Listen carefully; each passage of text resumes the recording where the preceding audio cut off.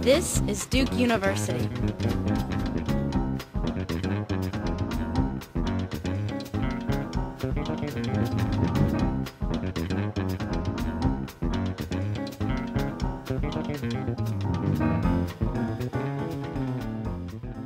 I strongly believe that we are entering into a new phase in the response to AIDS. And the main reason for that is that we are finally having results on a large scale, which we never had before. The early years were characterized by multiple discoveries, what the cause of AIDS, the blood test, and so on. And every conference there was some major announcement. And then the epidemic continued. And we had little to offer until two things happened. One, when we could prevent the transmission from mother to child of HIV, and I'll come back to that later. And two, particularly when antiretroviral treatment became available, as announced in '96 at the conference in Vancouver in July, which changed completely how we look at AIDS, and it changed completely, of course, the lives of those living with HIV. But what I want to talk about is, in the first place, that we've had real progress, but it's fragile. And what can we learn from these last 25 years? And then we reached this point. It was also a major effort in the sense that the biggest obstacle besides money was the public health community. Because people are saying, oh, health systems are not functioning, health services, there's no healthcare workers, etc., in many countries. All true, and still true today. If we would have waited until the health services would have been fixed, I know what would have happened with the 4 million people who are now under antiretroviral therapy. Most of them would be dead by now.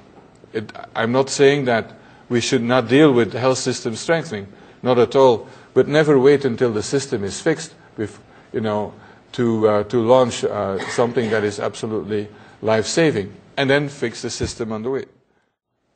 Whereas we've seen reasonable progress in terms of access to treatment, we're not doing as well in terms of HIV prevention. Although there are countries, and here you see, and I'm sorry it is too complicated as a slide, but when you take Eastern Africa, here you see countries where, following the example of Uganda, we see a decline in new infections. But for every 2 people who are put on antiretroviral therapy, there are 5 new infections. The gap is becoming bigger and bigger, and it's highly unlikely that we will be able to treat everybody who is becoming infected, particularly if the new infections continue at this rate. Despite all this progress, AIDS is not over. We're seeing a continuing high incidence in southern Africa. South Africa has well over 5 million people living with HIV. Last year, about 500,000 new infections. This is for a country of 45 million population. Just imagine what that would be in the US.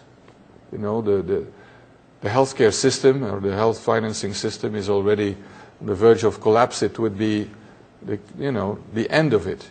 And we are expecting much poorer countries to deal with this kind of situation. We see new populations affected. I'll come back to that. Prevention is inadequate. Mortality remains high. And we see continuing denial and declining leadership. In AIDS, the approach in general in global development is one of cost containment, where you say, this is our budget, and within that budget now, you can fight and see where the priorities are, and you have to deal with that.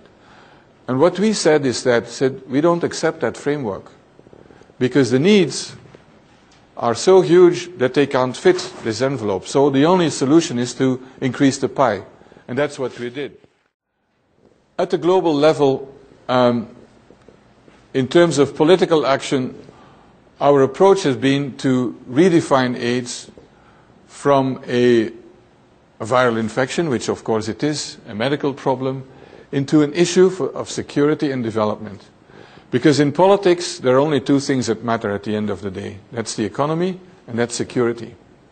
And all the rest is literature, as they say in French. There was a kind of a momentum that was building up that led to the creation of the Global Fund to fight AIDS, TB, malaria. And it's not only AIDS, TB and malaria are the collateral benefits, to use that military jargon, of the AIDS movement. And for the first time in a long time, so in the first time, tuberculosis programs were now basically fully funded, and malaria for the first time since the 50s got really the attention that it deserves. We should not neglect the fact that this was 2006, that about 46% of the funding for AIDS programs is coming from the developing countries themselves. Because often in the countries, in high-income countries, we behave as if the rest of the world depends on our taxpayers' money. This is not really true. And there are countries like South Africa, like Thailand, Brazil has funded its programs entirely basically from their own resources, even if Brazil was one of the first countries to benefit from a World Bank loan, but it's a loan that it had to pay back. Produced by Duke University. Online at duke.edu.